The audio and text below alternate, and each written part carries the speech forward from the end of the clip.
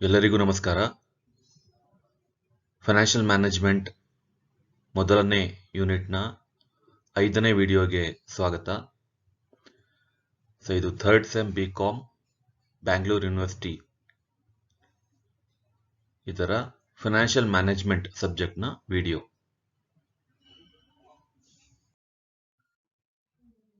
ಹಾಗಾದರೆ ಬನ್ನಿ ಲೆಸನ್ ಅನ್ನ ಶುರು ಮಾಡೋಣ. ಈ ಕ್ಲಾಸ್ನ topic finance decisions and role of a finance manager. Finance ಮ್ಯಾನೇಜರ್ನ ಪಾತ್ರ ಏನು ಮತ್ತೆ ಫಿನಾನ್ಸ್ ಡಿಸಿಷನ್ಸ್ ಅಂದ್ರೆ ಯಾವ್ಯಾವ ರೀತಿ ಬರುತ್ತೆ. ಈ ಚಾಪ್ಟರ್ನ ಉದ್ದೇಶ ಅಷ್ಟೇ, ನಿಮ್ಮಲ್ಲಿ ಬೇಸಿಕ್ ಫಿನಾನ್ಷಿಯಲ್ ಸೆನ್ಸ್ ಅನ್ನ ಬೆಳೆಸೋದು ಮತ್ತೆ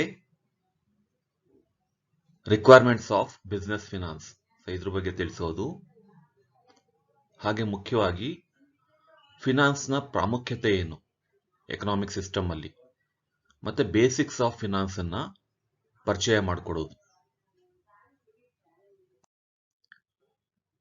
ಸೆಷನ್ ಔಟ್ಕಮ್ಸ್. ಈ ಕ್ಲಾಸ್ ಮುಗಿದ ನಂತರ ನಿಮಗೆ ಈ ವಿಷಯಗಳ ಬಗ್ಗೆ ತಿಳುವಳಿಕೆ ಬರುತ್ತೆ. ಯಾವ್ದ್ರ ಬಗ್ಗೆ ಅಂದ್ರೆ ಯಾವ ಗ್ರೌಂಡ್ಸ್ ಮೇಲೆ ಫಿನಾನ್ಸ್ ಡಿಸಿಷನ್ಸ್ ಅನ್ನ ತಗೋಬೇಕು ಅನ್ನೋದು, ಮತ್ತೆ ಬೇರೆ ಬೇರೆ ಸಿನಾರಿಯೋಸ್ ಅಲ್ಲಿ ಅಂದ್ರೆ ಬೇರೆ ಬೇರೆ ಸಿಚುಯೇಷನ್ಸ್ ಅಲ್ಲಿ ಹೇಗೆ ಡಿಸಿಷನ್ ಅನ್ನ ತಗೋಬೇಕು ಅನ್ನೋದು. ಫಿನಾನ್ಸ್ ಡಿಸಿಷನ್ ಅನ್ನೋದು ತುಂಬಾ ಕಾಂಪ್ಲಿಕೇಟೆಡ್ ಆಗಿರೋದು. ಬೇರೆ ಬೇರೆ ಸಂದರ್ಭಗಳಲ್ಲಿ ಬೇರೆ ಬೇರೆ ರೀತಿ ಡಿಸಿಷನ್ಸ್ ನ ತಗೋಬೇಕಾಗತ್ತೆ. ಅದಕ್ಕೆ ಸಾಕಷ್ಟು ಅನಾಲಿಸಿಸ್ ಬೇಕು, ಇಂಟರ್ಪ್ರಿಟೇಷನ್ ಬೇಕು. ಅಂಥ ಸಿನಾರಿಯೋಸ್ ಅನ್ನ, ಬೇರೆ ಬೇರೆ ರೀತಿಯ ಸಿಚುಯೇಷನ್ಸ್ ಅನ್ನ ನಾವಿಲ್ಲಿ ಕಲ್ತ್ಕೋತೀವಿ.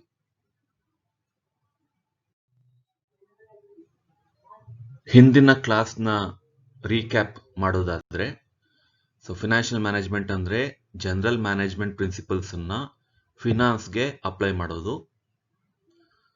ಪ್ಲಾನಿಂಗ್, ಆರ್ಗನೈಸಿಂಗ್, ಡೈರೆಕ್ಟಿಂಗ್, ಕಂಟ್ರೋಲಿಂಗ್ ಇದನ್ನೆಲ್ಲ ಫಿನಾನ್ಸಿಗೆ ಅಪ್ಲೈ ಮಾಡೋದು. ಈ ಫಿನಾನ್ಷಿಯಲ್ ಮ್ಯಾನೇಜ್ಮೆಂಟ್ಗೆ ಎರಡು ಮುಖ್ಯ ಗುರಿಗಳಿವೆ. ಒಂದು ಪ್ರಾಫಿಟ್ ಮ್ಯಾಕ್ಸಿಮೈಸೇಷನ್, ಇನ್ನೊಂದು ವೆಲ್ತ್ ಮ್ಯಾಕ್ಸಿಮೈಸೇಷನ್. ಪ್ರಾಫಿಟ್ ಅಂದ್ರೆ ಇಲ್ಲಿ ಬಿಸ್ನೆಸ್ ಇಂದ ಬರುವಂತ ರಿಟರ್ನ್ ಏನಿದೆ, ಪ್ರಾಫಿಟ್ ಏನಿದೆ ಅದನ್ನ ಜಾಸ್ತಿ ಮಾಡ್ತಾ ಹೋಗೋದು, ಆದಷ್ಟು ಮ್ಯಾಕ್ಸಿಮಮ್ ಪ್ರಾಫಿಟ್ ಅನ್ನ ಅಚೀವ್ ಮಾಡೋದು, ಅದು ಒಂದು ಗುರಿ. ವೆಲ್ತ್ ಮ್ಯಾಕ್ಸಿಮೈಸೇಷನ್ ಅಂದ್ರೆ share holders wealth. Equity share holders ಏನಿದ್ದಾರೆ ಅವರ ಶೇರ್ ವ್ಯಾಲ್ಯೂ ಜಾಸ್ತಿ ಆಗೋ ರೀತಿ ನೋಡ್ಕೊಳ್ಳೋದು. ಹೇಗ್ ಜಾಸ್ತಿ ಆಗುತ್ತೆ ಅಂದ್ರೆ, ಯಾವಾಗ EPS ಜಾಸ್ತಿ ಆಗುತ್ತೋ ಅಂದ್ರೆ ಅರ್ನಿಂಗ್ಸ್ ಪರ್ ಶೇರ್ ಜಾಸ್ತಿ ಆಗುತ್ತೋ ಆಗ ಮಾರುಕಟ್ಟೆ ಮೌಲ್ಯ ತಾನಾಗೆ ಹೆಚ್ಚಾಗುತ್ತೆ. ಆಗ ಶೇರ್ ಹೋಲ್ಡರ್ಸು ತಮ್ಮ ಹತ್ರ ಇರುವಂತ ಶೇರ್ಸ್ ಅನ್ನು ಕೂಡ ಮೌಲ್ಯವರ್ಧನೆ ಮಾಡ್ಕೋತಾರೆ, ಅಂದ್ರೆ ಅವರ ವೆಲ್ತ್ ಕೂಡ ಜಾಸ್ತಿ ಆಗ್ತಾ ಹೋಗುತ್ತೆ. ಹಾಗೆ ಈ ಎರಡು ಗುರಿಗಳೇನಿವೆ, ಪ್ರಾಫಿಟ್ ಮತ್ತೆ ವೆಲ್ತ್, ಇವೆರಡರ ಮಧ್ಯೆ ಒಂದಷ್ಟು ಕಾಂಟ್ರವರ್ಸಿ ಇದೆ, ಯಾವುದು ಜಾಸ್ತಿ ಇಂಪಾರ್ಟೆಂಟ್ ಅಂತ. ಪ್ರಾಫಿಟ್ ಮೇಲೆ ಫೋಕಸ್ ಮಾಡಬೇಕಾ ಅಥವಾ ವೆಲ್ತ್ ಮೇಲೆ ಫೋಕಸ್ ಮಾಡಬೇಕಾ ಅನ್ನೋದು. ಪ್ರಾಫಿಟ್ ಮೇಲೆ ಫೋಕಸ್ ಮಾಡೋದು ಶಾರ್ಟ್ ಟರ್ಮ್ ಆಬ್ಜೆಕ್ಟಿವ್. ಅದು ಶಾರ್ಟ್ ರನ್ ಅಲ್ಲಿ ಪ್ರಾಫಿಟ್ ಬೇಕೇ ಬೇಕು. ಬಿಸ್ನೆಸ್ ಸರ್ವೈವ್ ಆಗೋದಕ್ಕೆ ಪ್ರಾಫಿಟ್ ಬೇಕೇ ಬೇಕು. ವೆಲ್ತ್ ಅನ್ನೋದು long term objective. Long term ಅಲ್ಲಿ ಕಂಪನಿಯ ಮಾರುಕಟ್ಟೆ ಮೌಲ್ಯ ಜಾಸ್ತಿ ಆಗ್ತಾ ಹೋಗ್ಬೇಕು. ಕಡಿಮೆ ಆಗ್ತಾ ಹೋದ್ರೆ ಕಂಪನಿಗೆ ಏನು ಇಮೇಜ್ ಇರೋದಿಲ್ಲ, ಮತ್ತೆ ಕಂಪನಿ ಚೆನ್ನಾಗಿ ನಡೀತಾ ಇಲ್ಲ ಅಂತ ಅರ್ಥ. ಆದ್ರಿಂದ ಪ್ರಾಫಿಟ್ ವೆಲ್ತ್ ಎರಡೂ ಕೂಡ ಮುಖ್ಯನೇ. Profit is a short term objective, wealth is a long term objective.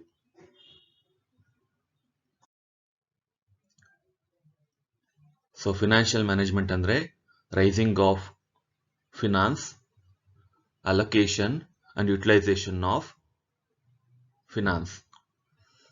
ಮೂರು ಸೇರುತ್ತೆ. ಅದನ್ನ ಬೇರೆ ಬೇರೆ ಸ್ಟೆಪ್ಸ್ ಆಗಿ ಕ್ಲಾಸಿಫೈ ಮಾಡಬೇಕು ಅಂದ್ರೆ ಆಂಟಿಸಿಪೇಷನ್, ಅಕ್ವಿಸಿಷನ್, ಅಲೋಕೇಶನ್, ಅಪ್ರಾಪ್ರಿಯೇಷನ್ ಮತ್ತೆ ಅಸೆಸ್ಮೆಂಟ್. ಈ 5 A's ಅಂತ ಕರಿತೀವಿ. 5 A's of financial management. So ಇದನ್ನ ಹಿಂದಿನ ಕ್ಲಾಸಲ್ಲಿ ಸಾಕಷ್ಟು ಡಿಸ್ಕಸ್ ಮಾಡಿದ್ದೀನಿ.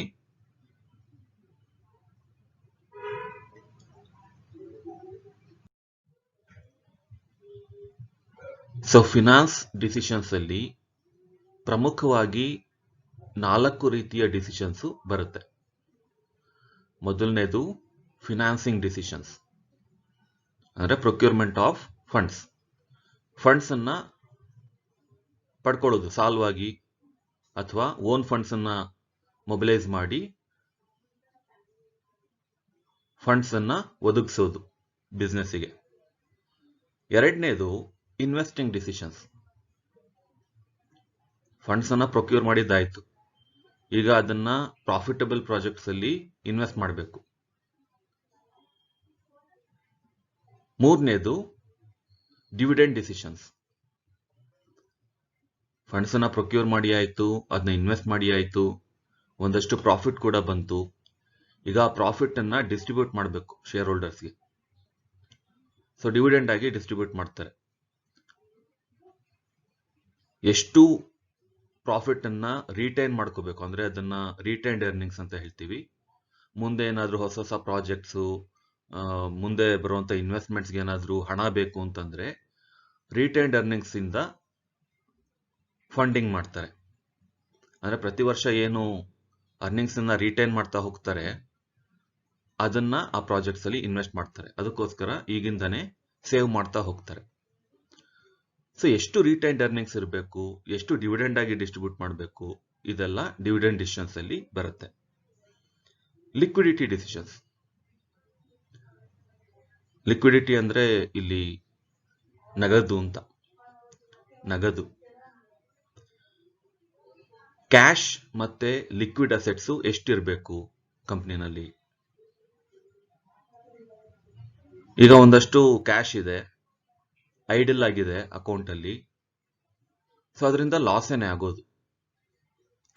ಅದ್ರ ಬದಲು ಒಂದಷ್ಟು ಕ್ಯಾಶ್ ಅನ್ನ ಯಾವ್ದಾದ್ರು ಶಾರ್ಟ್ ಟರ್ಮ್ ಸೆಕ್ಯೂರಿಟೀಸ್ ಅಲ್ಲಿ like treasury bills, commercial papers, so ಈ ತರ ಯಾವ್ದಾದ್ರು ಶಾರ್ಟ್ ಟರ್ಮ್ ಸೆಕ್ಯೂರಿಟೀಸ್ ಅಲ್ಲಿ ಇನ್ವೆಸ್ಟ್ ಮಾಡಿದ್ರೆ ಅಟ್ ಲೀಸ್ಟ್ ಒಂದಷ್ಟು ರಿಟರ್ನ್ ಆದ್ರೂ ಬರುತ್ತೆ. ಸೊ ಎಷ್ಟನ್ನ ಇನ್ವೆಸ್ಟ್ ಮಾಡಬೇಕು, ಎಷ್ಟನ್ನ ನಾವು ಕ್ಯಾಶ್ ಆಗಿ ಮೇಂಟೈನ್ ಮಾಡಬೇಕು, ಎಷ್ಟು ಶಾರ್ಟ್ ಟರ್ಮ್ ಆಬ್ಲಿಗೇಷನ್ಸ್ ಇದೆ like wages, salaries, day to day expenses, ಇದಕ್ಕೆಲ್ಲ ಎಷ್ಟು ಇಟ್ಕೋಬೇಕು. ಸೊ ಇದಕ್ಕೆ ಸಂಬಂಧಪಟ್ಟಂತ ಡಿಸಿಷನ್ಸ್ ಎಲ್ಲ ಲಿಕ್ವಿಡಿಟಿ ಡಿಸಿಷನ್ಸ್ ಅಲ್ಲಿ ಬರುತ್ತೆ. ಅಂದ್ರೆ ಆ ಬಿಸ್ನೆಸ್ ಫರ್ಮು ಎಷ್ಟು ಲಿಕ್ವಿಡ್ ಆಗಿರ್ಬೇಕು ಅಂತ, ಲಿಕ್ವಿಡ್ ಅಸೆಟ್ಸ್ ನ ಎಷ್ಟು ಹೇಗೆ ಮೇಂಟೈನ್ ಮಾಡಬೇಕು. ಸೊ ಮೊದಲನೇದು ತಗೊಳ್ಳೋಣ, ಫಿನಾನ್ಸಿಂಗ್ ಡಿಸಿಷನ್ಸ್. ಅದನ್ನ ಹೇಳಿದೆ, ಸೋರ್ಸಸ್ ಆಫ್ ಪ್ರೊಕ್ಯೂರಿಂಗ್ ಫಂಡ್ಸ್. ಯಾವ ರೀತಿ ಫಂಡ್ಸ್ ಅನ್ನ ಪ್ರೊಕ್ಯೂರ್ ಮಾಡಬೇಕು. ಶೇರ್ಸ್ ಅನ್ನ ಇಶ್ಯೂ ಮಾಡಿ ಕ್ಯಾಪಿಟಲ್ ಅನ್ನ ತಗೊಳ್ಳೋದಾ, ಅಥವಾ ಡಿಬೆಂಚರ್ಸ್ ಇಶ್ಯೂ ಮಾಡಿ ತಗೊಳ್ಳೋದಾ, ಅಥವಾ ಬ್ಯಾಂಕ್ ಇಂದ ಬಾರೋ ಮಾಡೋದಾ, ಅಥವಾ ಡೆಪಾಸಿಟ್ಸ್ ನ ಆಕ್ಸೆಪ್ಟ್ ಮಾಡೋದಾ ಪಬ್ಲಿಕ್ ಇಂದ. ಯಾವ ರೀತಿ ನಾವು ಫಂಡ್ಸ್ ಅನ್ನ ಪ್ರೊಕ್ಯೂರ್ ಮಾಡಬೇಕು. ಸೊ ಅದಕ್ಕೆ ಕುರಿತಾದಂತ ಡಿಸಿಷನ್ ಕೂಡ finance decision. Purpose of procuring funds, ಇದು ತುಂಬಾ ಇಂಪಾರ್ಟೆಂಟ್. ಯಾಕಂದ್ರೆ ಆ ಪರ್ಪಸ್ ಏನಿದೆ, ಯಾವ ಉದ್ದೇಶಕ್ಕೋಸ್ಕರ ನಾವು ಫಂಡ್ಸ್ ಅನ್ನ ಪ್ರೊಕ್ಯೂರ್ ಮಾಡ್ತಾ ಇದೀವಿ, ಅದು ಪ್ರೊಡಕ್ಟಿವ್ ಪರ್ಪಸ್ ಆಗಿರ್ಬೇಕು, ಏನಾದ್ರೂ ಕ್ರಿಯೇಟ್ ಮಾಡುವಂತದ್ದಾಗಿರ್ಬೇಕು, ಮೌಲ್ಯಯುತವಾಗಿರ್ಬೇಕು, ಅಂದ್ರೆ ವ್ಯಾಲ್ಯೂ ಜನರೇಟ್ ಮಾಡುವಂತದ್ದಾಗಿರ್ಬೇಕು. ಸೊ ಅಂತ ಒಂದು ಪ್ರೊಡಕ್ಟಿವ್ ಪರ್ಪಸ್ಗೆ ಫಂಡ್ಸ್ ಅನ್ನ ಪ್ರೊಕ್ಯೂರ್ ಮಾಡಬೇಕು. Availability of assets for collateral. Company ಹತ್ರ ಏನಾದರೂ ಒಂದಷ್ಟು ಅಸೆಟ್ಸ್ ಇರಬೇಕು, ಫಿಕ್ಸ್ಡ್ ಅಸೆಟ್ಸ್. ಸೊ ಅದರ ಬೇಸಿಸ್ ಮೇಲೆ ಅವರು ಫಂಡ್ಸ್ ಅನ್ನ ಬಾರೋ ಮಾಡೋದು ತುಂಬಾ ಈಸಿ ಆಗುತ್ತೆ. ಕೊಲ್ಯಾಟ್ರಲ್ ಅಂದ್ರೆ ಇಲ್ಲಿ ಅಡ ಇಡೋದು ಅಂತ. ಈಗ ನಮ್ಮ ಹತ್ರ ಒಂದಷ್ಟು ಅಸೆಟ್ಸ್ ಇದೆ, ಫಾರ್ ಎಕ್ಸಾಂಪಲ್ ಗೋಲ್ಡ್ ಆರ್ನಮೆಂಟ್ಸ್ ಇದೆ, ಅದನ್ನ ಕೊಲ್ಯಾಟ್ರಲ್ ಆಗಿಟ್ಟು ನಾವು ಗೋಲ್ಡ್ ಲೋನ್ ತಗೋತೀವಿ. ಹಾಗೇನೆ ಕಂಪ್ನಿ ಹತ್ರ ಏನಾದ್ರೂ ಒಂದಷ್ಟು ಫಿಕ್ಸ್ಡ್ ಅಸೆಟ್ಸ್ ಇರಬೇಕು. ಸೊ ಅದನ್ನ ಕೊಲ್ಯಾಟ್ರಲ್ ಆಗಿಟ್ಟು ಕಂಪನಿ ಬಾರೋ ಮಾಡೋದು ಈಸಿ ಆಗುತ್ತೆ. ಸೊ ಆ ರೀತಿ ಯಾವ ಅಸೆಟ್ಸ್ ಅನ್ನ ಕೊಲ್ಯಾಟ್ರಲ್ ಆಗಿ ಇಡಬೇಕು ಅನ್ನೋದೆಲ್ಲ ಈ ಫೈನಾನ್ಸಿಂಗ್ ಡಿಸಿಷನ್ಸ್ ಅಲ್ಲಿ ಬರುತ್ತೆ. ರೇಟ್ ಆಫ್ ಇಂಟ್ರೆಸ್ಟ್ ಇದು ಮೋಸ್ಟ್ ಇಂಪಾರ್ಟೆಂಟ್ ಫ್ಯಾಕ್ಟರ್. ಇದು ಈಗ ಲೋನ್ ತಗೋಬೇಕು ಅಂದ್ರೆ ನಾವು ಮೊದಲು ವಿಚಾರಿಸೋದೇ ಅದು, ಇಂಟ್ರೆಸ್ಟ್ ರೇಟ್ ಎಷ್ಟು.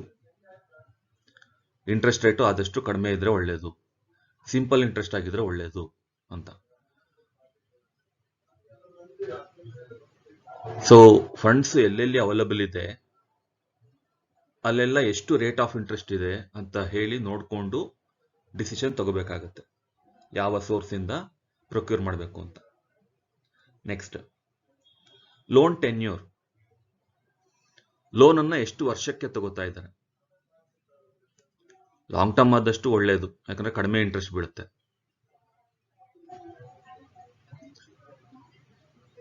ಯೂಶಲಿ ಈ ಡಿಬೆಂಚರ್ಸ್ ಎಲ್ಲ ಮೋರ್ ದ್ಯಾನ್ 10 years ಇರುತ್ತೆ ಅಲ್ವಾ. ಈಕ್ವಿಟಿ ಶೇರ್ ಹೋಲ್ಡರ್ಸು ಕೊಡುವಂತ ಕ್ಯಾಪಿಟಲ್ ಪರ್ಮನೆಂಟ್, ಅದು ಅದೇನ್ ಮತ್ತೆ ವಾಪಸ್ ಪೇ ಮಾಡಬೇಕಾಗಿಲ್ಲ. ಇನ್ನ ಪ್ರಿಫರೆನ್ಸ್ ಶೇರ್ಸ್,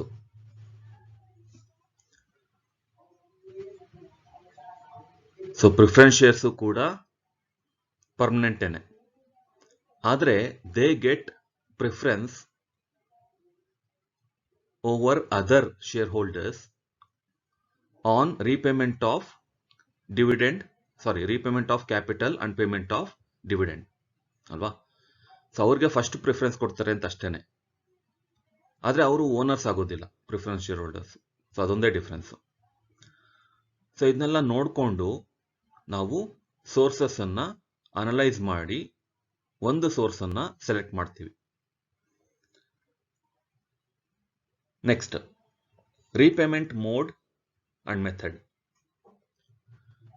ಯಾವ ರೀತಿ ರೀಪೇಮೆಂಟ್ ಮಾಡಬೇಕು.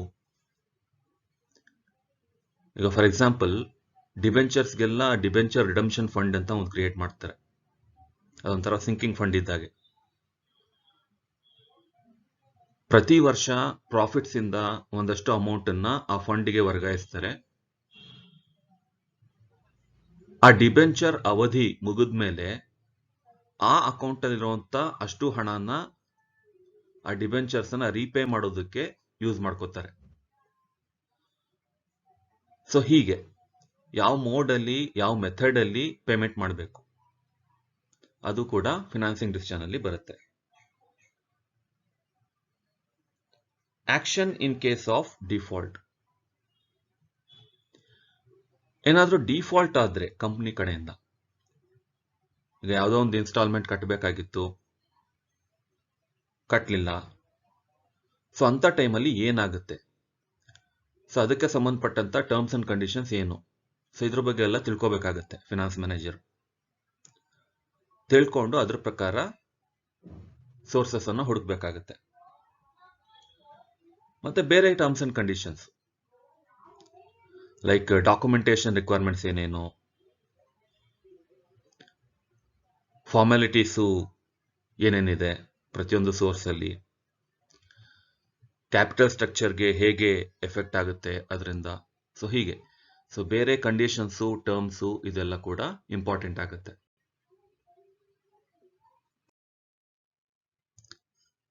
ಸೊ ಎರಡನೇದು ಇನ್ವೆಸ್ಟಿಂಗ್ ಡಿಸಿಷನ್ಸ್. ಸೊ ಇದರಲ್ಲಿ avenues of investment available. Avenues ಅಂದ್ರೆ ಇಲ್ಲಿ ಮಾರ್ಗಗಳು ಅಥವಾ ಆಪರ್ಚುನಿಟೀಸ್ ಅಂತ. ಸೊ ಬೇರೆ ಬೇರೆ ಇನ್ವೆಸ್ಟ್ಮೆಂಟ್ ಅವೆನ್ಯೂಸ್ನ ನಾವು ಹುಡುಕ್ಬೇಕಾಗತ್ತೆ. ಆ ಇನ್ವೆಸ್ಟ್ಮೆಂಟ್ ಅವೆನ್ಯೂಸ್ ಎಲ್ಲ ಪ್ರಾಫಿಟಬಲ್ ಇದೆಯಾ ಅಥವಾ ಅನ್ಪ್ರಾಫಿಟಬಲ್ ಅನ್ನೋದನ್ನು ಕೂಡ ನೋಡಬೇಕು. ಸೊ ಯಾವ ಪ್ರಾಜೆಕ್ಟ್ಸ್ ಇಂದ ಹೆಚ್ಚು ರಿಟರ್ನ್ ಬರುತ್ತೆ, ಕಡಿಮೆ ರಿಸ್ಕ್ ಅಲ್ಲಿ ಅನ್ನೋದನ್ನ ಅನಲೈಸ್ ಮಾಡಬೇಕು. ಸೊ ಅಂತ ಪ್ರಾಫಿಟಬಲ್ ಅವೆನ್ಯೂಸ್ ಅನ್ನ ಸೆಲೆಕ್ಟ್ ಮಾಡಬೇಕು. Profitability analysis of each avenue. So ಪ್ರತಿಯೊಂದು ಅವೆನ್ಯೂ ಇಂದ ಎಷ್ಟು ಕ್ಯಾಶ್ ಫ್ಲೋಸ್ ಬರುತ್ತೆ ಅದನ್ನೆಲ್ಲ ಅನಲೈಸ್ ಮಾಡಬೇಕು.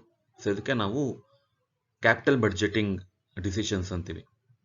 ಅಂದರೆ ಒಂದು ಲಾಂಗ್ ಟರ್ಮ್ ಪ್ರಾಜೆಕ್ಟ್ ಇದೆ, ಆ ಪ್ರಾಜೆಕ್ಟ್ ಇಂದ ಬರುವಂತ ಕ್ಯಾಶ್ ಫ್ಲೋಸ್ ಏನೇನು ಅಂತ ಎಸ್ಟಿಮೇಟ್ ಮಾಡಿದ್ದೀವಿ, ಅದನ್ನೆಲ್ಲ ಡಿಸ್ಕೌಂಟ್ ಮಾಡಿ ಅಂದ್ರೆ ಪ್ರೆಸೆಂಟ್ ವ್ಯಾಲ್ಯೂಗೆ ತಂದು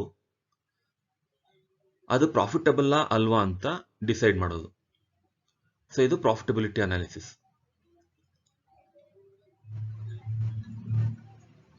next, ongoing assessment of projects. ಒಂದ್ಸರಿ ಇನ್ವೆಸ್ಟಿಂಗ್ ಡಿಸಿಷನ್ ತಗೊಂಡ್ಮೇಲೆ ಅದು ಮುಗೀತು ಅಂತಲ್ಲ, ಅದು ನಡೀತಾನೆ ಇರುತ್ತೆ. ಅಸೆಸ್ಮೆಂಟ್ ಮಾಡ್ತಾನೆ ಇರಬೇಕು ಕಂಟಿನ್ಯೂಸ್ ಆಗಿ. ಸೊ ನಾವು ಮಾಡಿರುವಂತ ಎಸ್ಟಿಮೇಟ್ಸ್ ಪ್ರಕಾರನೇ ಅದು ನಡೀತಾ ಇದೆಯಾ ಇಲ್ವಾ ಅಂತ ಮಾನಿಟರ್ ಮಾಡ್ತಾ ಇರಬೇಕಾಗುತ್ತೆ. ಕಾಸ್ಟ್ ವಾಲ್ಯೂಮ್ ಪ್ರಾಫಿಟ್ ಅನಾಲಿಸಿಸ್, ಇದನ್ನ CVP ಅನಾಲಿಸಿಸ್ ಅಂತಾನು ಹೇಳ್ತೀವಿ. ಈ ಕಾಸ್ಟ್ ಅಂದ್ರೆ ಟೋಟಲ್ ಕಾಸ್ಟ್, ಪ್ರಾಫಿಟ್ ಮತ್ತೆ ವಾಲ್ಯೂಮ್ ಆಫ್ ಸೇಲ್ಸ್. ಸೊ ಈ ಮೂರು ಫಿಗರ್ಸ್ ಅನ್ನ ಕಂಪೇರ್ ಮಾಡಿ ಒಂದಷ್ಟು ಅನಾಲಿಸಿಸ್ ಮಾಡ್ತಾರೆ. ಈಗ ಬ್ರೇಕ್ ಇವನ್ ಪಾಯಿಂಟ್ ಅಂತ ಕೇಳಿರ್ಬೋದು ನೀವು. ಬ್ರೇಕ್ ಇವನ್ ಪಾಯಿಂಟ್ ಅಂದ್ರೆ point of no profit no loss. ಹಾಕಿರುವಂತ ದುಡ್ಡು ಎಕ್ಸಾಕ್ಟ್ ಆಗಿ ವಾಪಸ್ ಬಂದಿದೆ, ಪ್ರಾಫಿಟ್ ಆಗಿಲ್ಲ ಲಾಸು ಆಗಿಲ್ಲ. ಸೊ ಅದನ್ನ ನಾವು ಬ್ರೇಕ್ ಇವನ್ ಪಾಯಿಂಟ್ ಅಂತೀವಿ. ಸೊ ಆ ಕಾನ್ಸೆಪ್ಟ್ ಕೂಡ ಇದಕ್ಕೆ ಸಂಬಂಧಪಟ್ಟಿದ್ದು, CVP ಅನಾಲಿಸಿಸ್ ಮೇಲೆ ಹೇಳೋದನ್ನ. ಸೊ ಇದು ಕೂಡ ಇನ್ವಾಲ್ವ್ ಆಗುತ್ತೆ ಇನ್ವೆಸ್ಟಿಂಗ್ ಡಿಸಿಷನ್ಸ್ ಅಲ್ಲಿ. ಸೊ ಯಾವಾಗ ಕಂಪನಿ ಬ್ರೇಕ್ ಇವನ್ ಪಾಯಿಂಟ್ ಅನ್ನ ರೀಚ್ ಆಗುತ್ತೋ ಅಷ್ಟು ಒಳ್ಳೇದು. ಆದಷ್ಟು ಬೇಗ ಹಾಕಿರುವಂತ ಇನ್ವೆಸ್ಟ್ಮೆಂಟ್ ವಾಪಸ್ ಬರಬೇಕು ಅಂತ. ಸೊ ಅದಕ್ಕೆ ತಕ್ಕಾದ ಡಿಸಿಷನ್ಸ್ ಅನ್ನ ತಗೋಬೇಕು. ಪೇ ಬ್ಯಾಕ್ ಪೀರಿಯಡ್, ಸೊ ಇದು ಕೂಡ ಅದೇನೆ, ಆದ್ರೆ ಬೇರೆ ಮೆಥಡ್ ಅಷ್ಟೇನೆ. ಪೇ ಬ್ಯಾಕ್ ಪೀರಿಯಡ್ ಅಂದ್ರೆ ಹಾಕಿರುವಂತ ಬಂಡವಾಳ ಎಷ್ಟು ವರ್ಷದಲ್ಲಿ ವಾಪಸ್ ಬರುತ್ತೆ ಅಂತ. ಆದಷ್ಟು ಕಡಿಮೆ ಅವಧಿನಲ್ಲಿ ವಾಪಸ್ ಬಂದ್ರೆ ಅದು ಕಂಪ್ನಿಗೆ ಒಳ್ಳೆ ಸೈನ್ ಅದು. ಸೊ ಯಾವ್ಯಾವ ಪ್ರಾಜೆಕ್ಟ್ಸು ಕಡಿಮೆ ಪೇ ಬ್ಯಾಕ್ ಪೀರಿಯಡ್ ಇರುತ್ತೋ ಅಂತ ಅದನ್ನ ಸೆಲೆಕ್ಟ್ ಮಾಡಬೇಕು ಅನ್ನೋದು ಥಿಯರಿ ಪೇ ಬ್ಯಾಕ್ ಅಲ್ಲಿ. Net present value of each project. So net present value ಅಂದ್ರೆ difference between the initial investment and present value of cash flows of a project. ಅಂದ್ರೆ ಆ project ನ ಕ್ಯಾಶ್ ಫ್ಲೋಸ್ ಏನಿದೆ ಅದನ್ನೆಲ್ಲ present ವ್ಯಾಲ್ಯೂಗೆ ಇಳಿಸಿ ಆ total present value ಮತ್ತೆ initial investment ಅವೆರಡರ ನಡುವೆ ಏನ್ ಡಿಫರೆನ್ಸ್ ಇರುತ್ತೆ, that is called net present value. ಇದು ಯಾವಾಗಲೂ ಪಾಸಿಟಿವ್ ಇರಬೇಕು. ಪಾಸಿಟಿವ್ ಇದ್ರೆ ಅದು ಲಾಭ ಆಗಿದೆ ಅಂತ, ನೆಗೆಟಿವ್ ಇದ್ರೆ ಲಾಸ್ ಆಗಿದೆ ಅಂತ.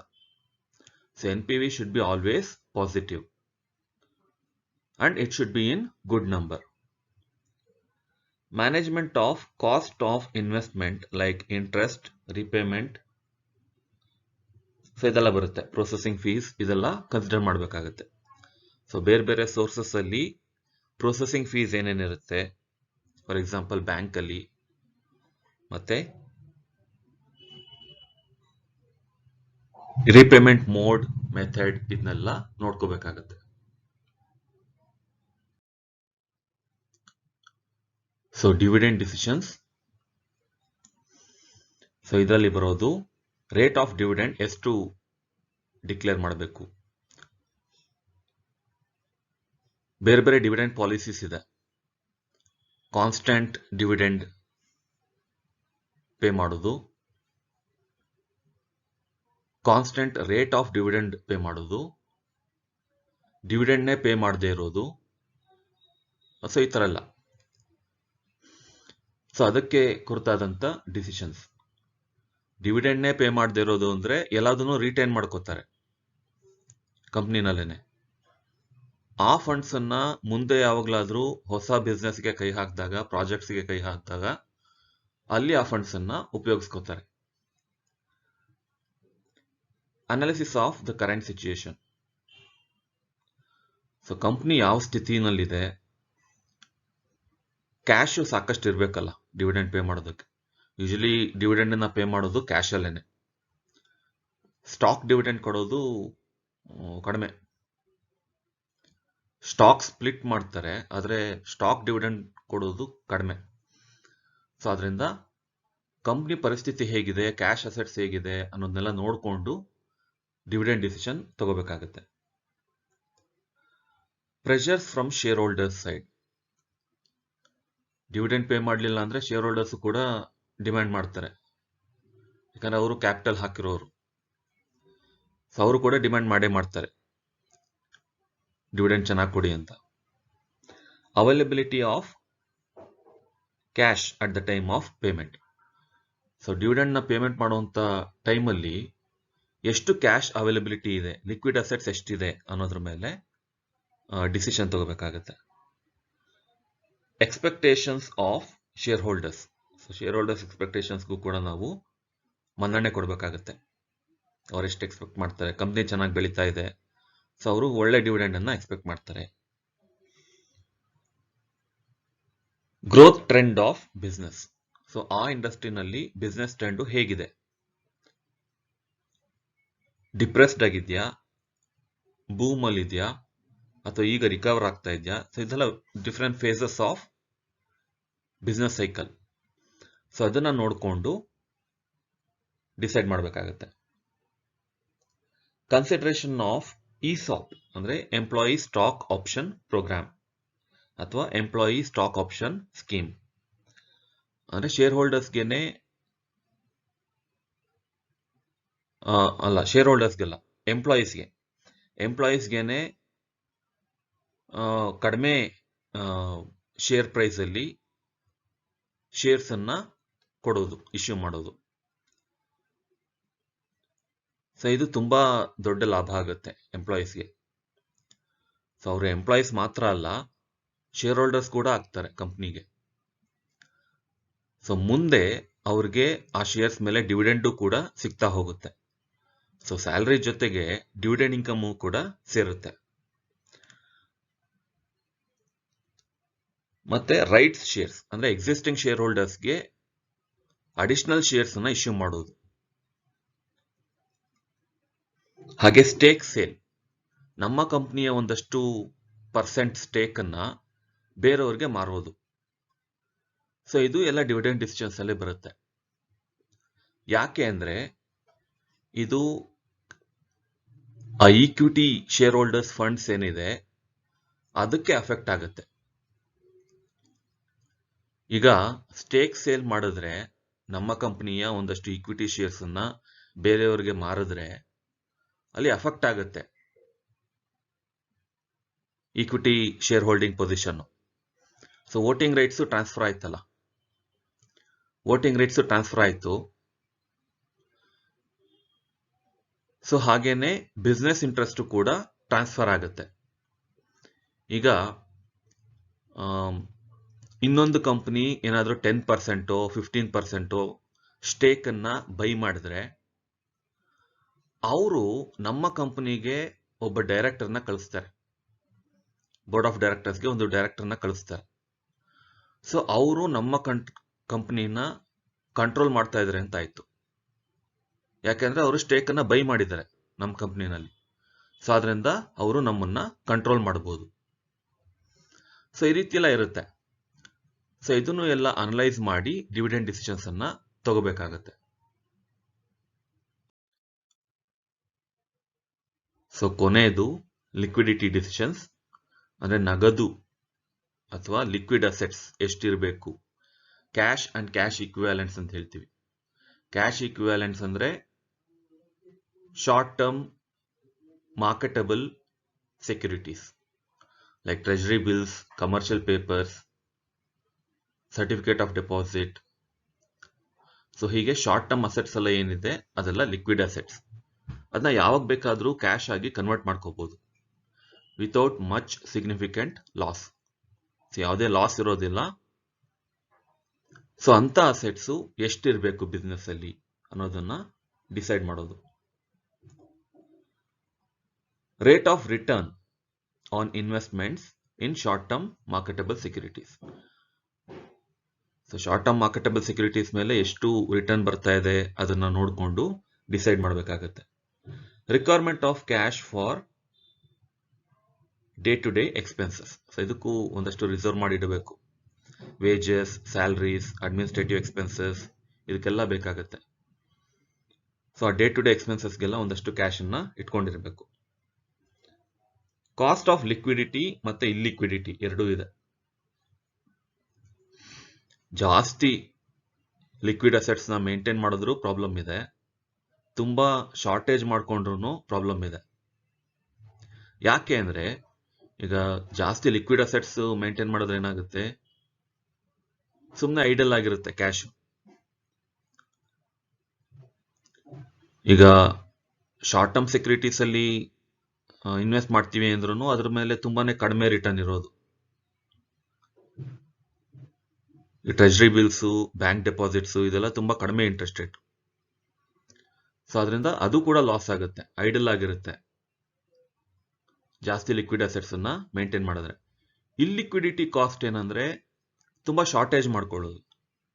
ತುಂಬಾ ಕಡಿಮೆ ಕ್ಯಾಶ್ ಅನ್ನ ಮೇಂಟೈನ್ ಮಾಡಿದ್ರೆ ಡಿವಿಡೆಂಡ್ ಪೇ ಮಾಡೋದಕ್ಕೆ ಏನು ಫಂಡ್ಸ್ ಇರೋಲ್ಲ, ಮತ್ತೆ ಡೇ ಟು ಡೇ ಎಕ್ಸ್ಪೆನ್ಸಸ್ಗೆ ಏನು ಫಂಡ್ಸ್ ಇರೋದಿಲ್ಲ. ಸೊ ಅದರಿಂದ ಇಲ್ಲಿಕ್ವಿಡಿಟಿಗೂ ಕೂಡ ಅದರದೇ ಆದಂತ ಡ್ರಾಬ್ಯಾಕ್ಸ್ ಇದೆ. ಸೊ ಅದರಿಂದ ಒಂದು optimum level of liquid assets ಅನ್ನ ಮೇಂಟೈನ್ ಮಾಡಬೇಕು. ಆ ಆಪ್ಟಿಮಮ್ ಲೆವೆಲ್ ಅನ್ನ ಡಿಸೈಡ್ ಮಾಡೋದು based on organisational requirements. Next, requirement of cash to be set aside for fixed asset requirements. ಈಗ ಫಿಕ್ಸ್ಡ್ ಅಸೆಟ್ಸ್ ಅನ್ನ ಕೊಂಡ್ಕೊಳ್ಳೋದಕ್ಕೆ ಏನಾದ್ರೂ ಪ್ಲಾನ್ ಮಾಡಿದ್ರೆ ಅದಕ್ಕೆ ಒಂದಷ್ಟು ಅಮೌಂಟ್ ಅನ್ನ ತೆಗೆದಿಡ್ತಾ ಹೋಗ್ಬೇಕು. ಸೊ ಆಗ ಲಿಕ್ವಿಡ್ ಅಸೆಟ್ಸ್ ಅಥವಾ ಕ್ಯಾಶ್ ಇಂದ ಒಂದಷ್ಟು ಅಮೌಂಟ್ ನ ಟ್ರಾನ್ಸ್ಫರ್ ಮಾಡ್ತಾ ಹೋಗ್ಬೇಕಾಗುತ್ತೆ. ಸೊ ಆ ಫಂಡ್ ಬೆಳೆದ ಮೇಲೆ ಆ ಫಿಕ್ಸ್ಡ್ ಅಸೆಟ್ ನ ಕೊಂಡ್ಕೋಬೇಕಾಗತ್ತೆ. So next, consideration of buying ownership in other businesses. So ಬೇರೆ ಕಂಪ್ನಿಗಳಲ್ಲಿ ನಾವೇನಾದ್ರೂ ಸ್ಟೇಕ್ ತಗೋಬೇಕು ಅಂತ ಏನಾದ್ರೂ ಪ್ಲಾನ್ ಇದ್ರೆ ಅದಕ್ಕೂ ಕೂಡ ಕ್ಯಾಶ್ ಅನ್ನ we have to set aside. So ಅದರ ಬೇಸಿಸ್ ಮೇಲೆ ಕ್ಯಾಶ್ ರಿಕ್ವೈರ್ಮೆಂಟ್ಸು ಚೇಂಜ್ ಆಗ್ತಾ ಹೋಗುತ್ತೆ.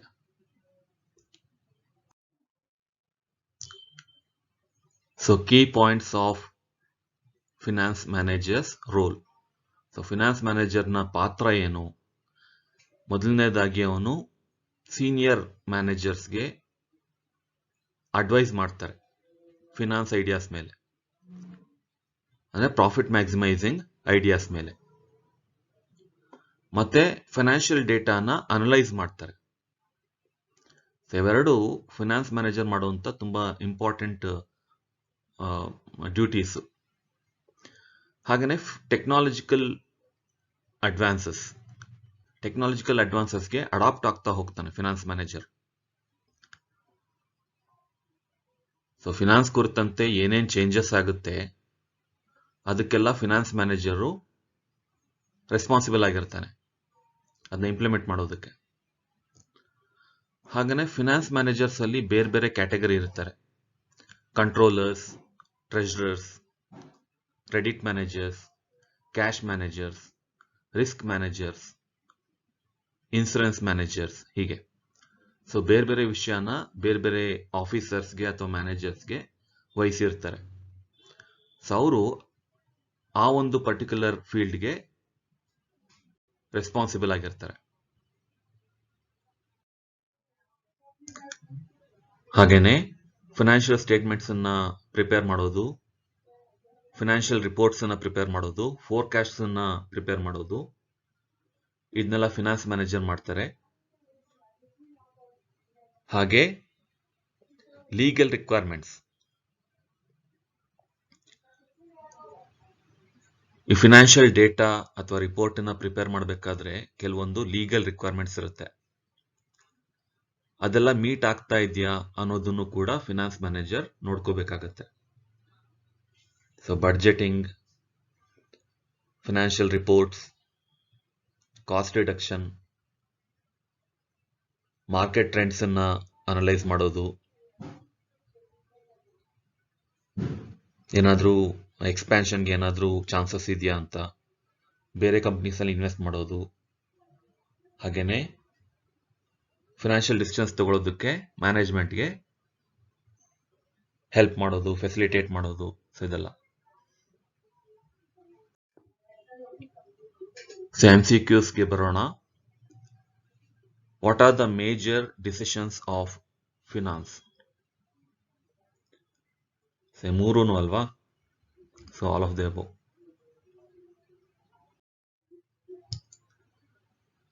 What do you mean by financing decisions? So ಇದನ್ನ ಕೇರ್ಫುಲ್ ಆಗಿ ನೋಡ್ಕೊಳ್ಳಿ ಆಪ್ಷನ್ಸು. ಸೊ ಫಿನಾನ್ಸಿಂಗ್ ಡಿಸಿಷನ್ಸ್ ಅಂದ್ರೆ ಮೈನ್ಲಿ ಪ್ರೊಕ್ಯೂರ್ಮೆಂಟ್ ಆಫ್ ಫಂಡ್ಸ್ ಅಲ್ವಾ, ಅಲ್ಲಿಂದ ಶುರುವಾಗೋದು. What is are are the functions of a finance manager? Forecasting, planning, management of financial resources, maximize profits and minimize cost. So all of the above. What is or are qualities required for a finance manager? ಇದೆಲ್ಲ ಬೇಕಲ್ವಾ? So all of the above. Expand CFO in respect of financial management. So CFO ಅನ್ನೋದು ಒಂದು post ದೊಡ್ಡ ದೊಡ್ಡ companies ಅಲ್ಲಿ create ಮಾಡಿರ್ತಾರೆ. Chief finance officer. So session summary, financing decisions ಅಲ್ಲಿ 4 ಮುಖ್ಯವಾದಂತ areas ಇದೆ. Financing decisions, investing decisions, dividend decisions ಮತ್ತೆ liquidity decisions. ಅದನ್ನ ಬೇಕಾದ್ರೆ ನೀವು FIDL ಅಂತ ಜ್ಞಾಪಕ ಇಟ್ಕೋಬಹುದು. FIDL decisions. So finance managers ಏನ್ ಮಾಡ್ತಾರೆ? ಫಿನಾನ್ಷಿಯಲ್ ಡೇಟಾನ ಅನಲೈಸ್ ಮಾಡ್ತಾರೆ ಮತ್ತೆ ಸೀನಿಯರ್ ಮ್ಯಾನೇಜ್ಮೆಂಟ್ಗೆ ಅಡ್ವೈಸ್ ಮಾಡ್ತಾರೆ. ಹಾಗೆ ರೋಲ್ ಆಫ್ ಫಿನಾನ್ಸ್ ಮ್ಯಾನೇಜರ್ ತುಂಬಾ ಇಂಪಾರ್ಟೆಂಟು. ಅವರು ಟೆಕ್ನಾಲಜಿಕಲ್ ಅಡ್ವಾನ್ಸಸ್ಗೆ ಅಡಾಪ್ಟ್ ಆಗ್ತಾ ಇರಬೇಕಾಗತ್ತೆ.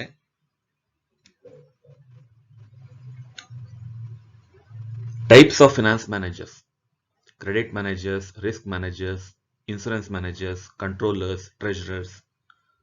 ಸೊ ಹೀಗೆ ಬೇರೆ ಬೇರೆ ಡೆಸಿಗ್ನೇಷನ್ಸ್ ಅಲ್ಲಿ ಫಿನಾನ್ಸ್ ಮ್ಯಾನೇಜರ್ಸು ಕೆಲಸ ಮಾಡ್ತಾರೆ. ಸೊ ಇದು ರೆಫರೆನ್ಸಸ್.